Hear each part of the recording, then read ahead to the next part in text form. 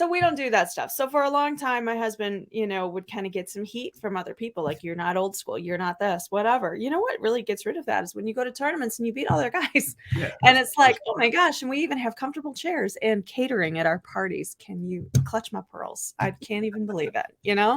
That whole idea that like you have to train in a sweat box is just complete garbage. I mean, look at every other industry. Look at every other industry out there. There were gyms that used to believe that. Gyms used to believe that too. Does any gym believe that now?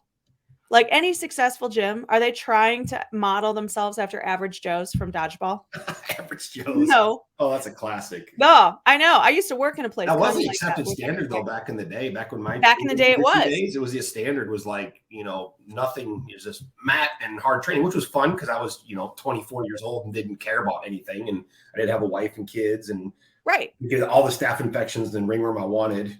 Yeah, I sure got a lot of it. It was kind of weird. I was like, yeah. And it's so funny though, because like that's like a huge thing is, we tell gym owners, man, you gotta have your gym just clean, and because that stuff can just wreak havoc, on your business. It's like always, it's like you don't need that stuff. It's like anybody has ringworm, I freak out now. I'm like, get out of here. Go, get out.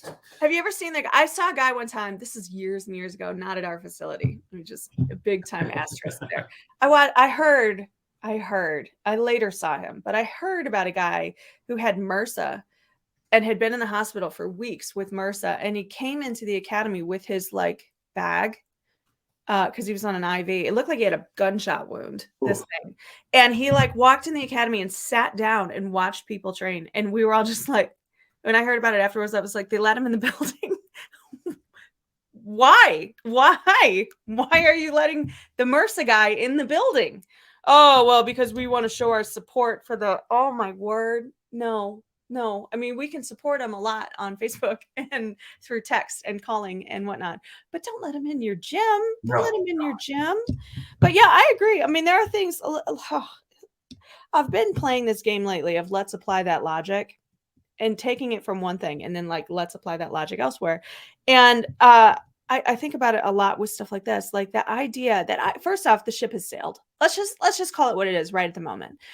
In the olden days of early jiu-jitsu in the 90s, when it was like an underground-ish sort of thing, you could get away with having a nasty ass garage school and it was fine. It was fine. And most of the Americans who were getting into it at the time were in their 20s. That's fair. I feel like that's a fair statement. You didn't have a lot of guys training. Paul, when you were first starting and when Chris was first starting in the early 2000s, or 2001 for him, you were in the late 90s. You didn't have a lot of like middle-aged guys training, correct? There was a few.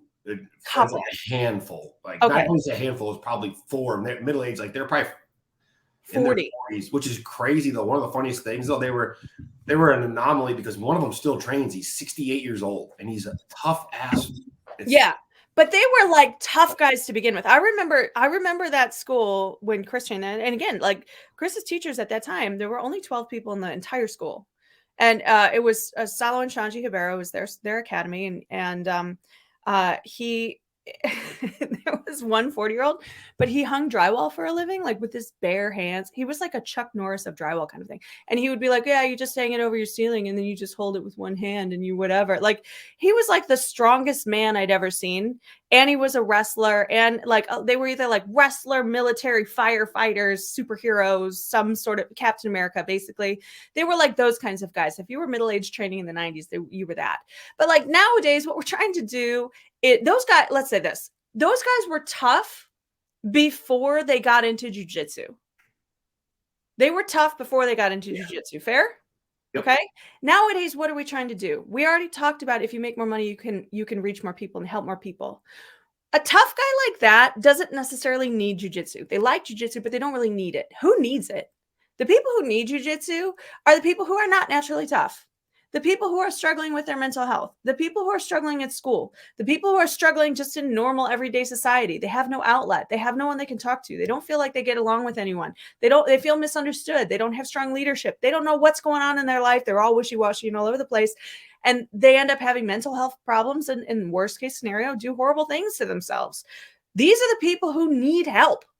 And if they're not tough enough on day one to walk into this garage school shitbox that you have, and you're like, well, you're not tough enough to train, then I'm sorry, you're the problem. You're the problem, because you have a solution to help a lot of people, but you're refusing to give it to them, because you're giving them this horrible barrier of entry to get over. Like, you can't walk into a gauntlet, therefore you can never be good enough. I mean, aren't you just kind of exacerbating the problem that they already have? How can you claim to be helping people?